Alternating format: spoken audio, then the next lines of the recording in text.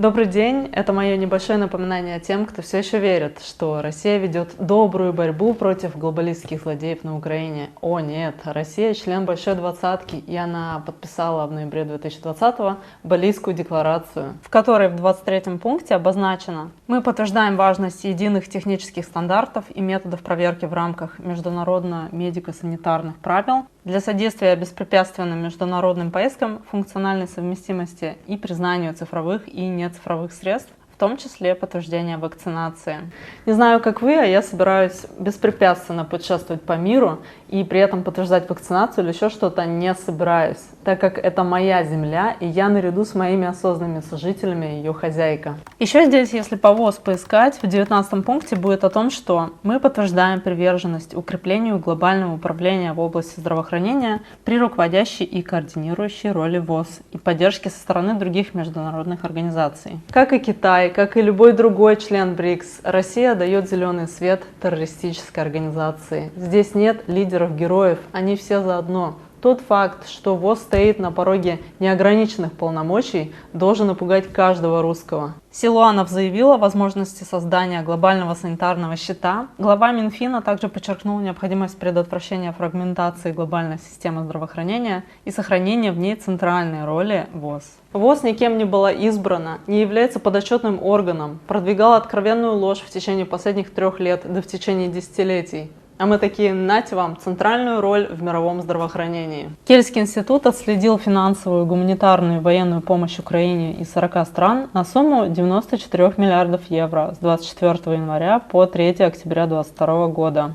Кто-то может мне объяснить? 100 миллиардов долларов высылают на Украину, чтобы нас убивать, и одновременно заботятся о нашем здоровье? Пожалуйста, окажите услугу, исключите нас уже из этой ВОЗ. По сути, это всего лишь очередное подтверждение, если подтверждение все еще нужно, того, что великая перезагрузка все еще грядет.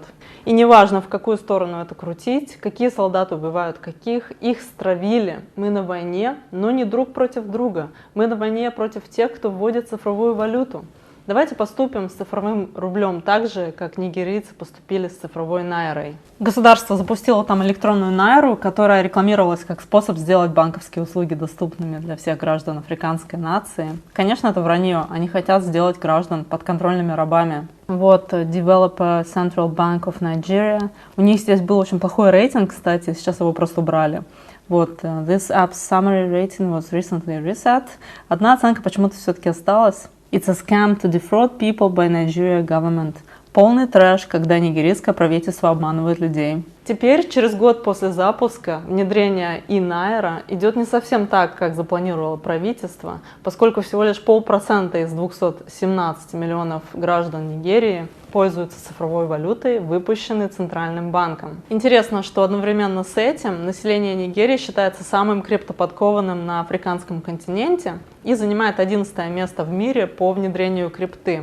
Более трети населения Нигерии в возрасте от 18 до 60 сообщили, что в этом году владели или торговали криптой. CBDC — это просто цифровой фиат, только хуже, потому что его цель — заключить людей в дигитальную тюрьму, тогда как биткоин — это цифровой актив в децентрализованной сети.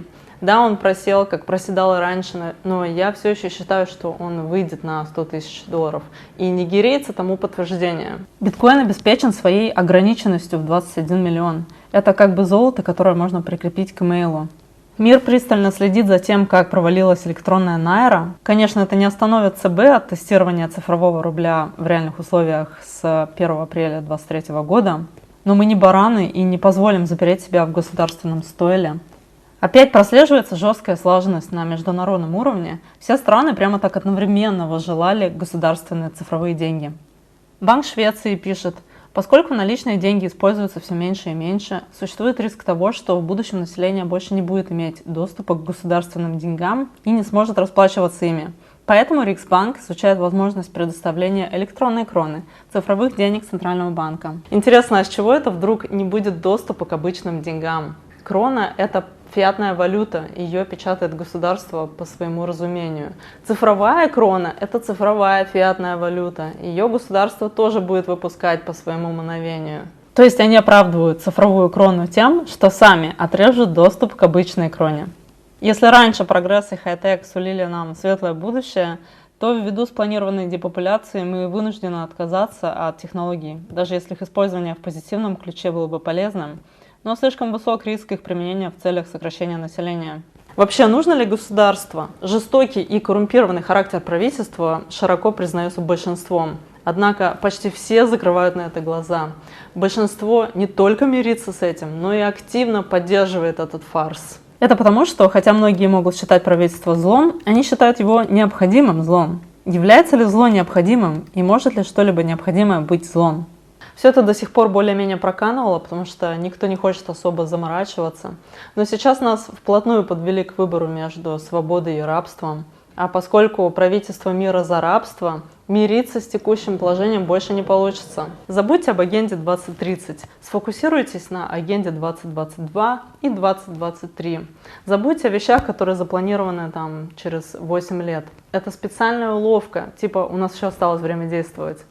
Полный игнор системы, начиная с вот этой вот секунды. Отвергаем искусственные чрезвычайные ситуации, массовую пропаганду, тиранию с помощью биооружия. Объявляем ментальную и духовную независимость, чтобы дьявольские стервятники захлебнулись своей же блевотиной. А поскольку существует закон свободной воли, мы открыто отвергаем их планы. И нужно быть осторожными, поскольку сатанисты могут прикинуться овцами и типа раскрывают нам правду. Как вам новая обложка The Economist Frozen Out? Как мир оставил позади Европу?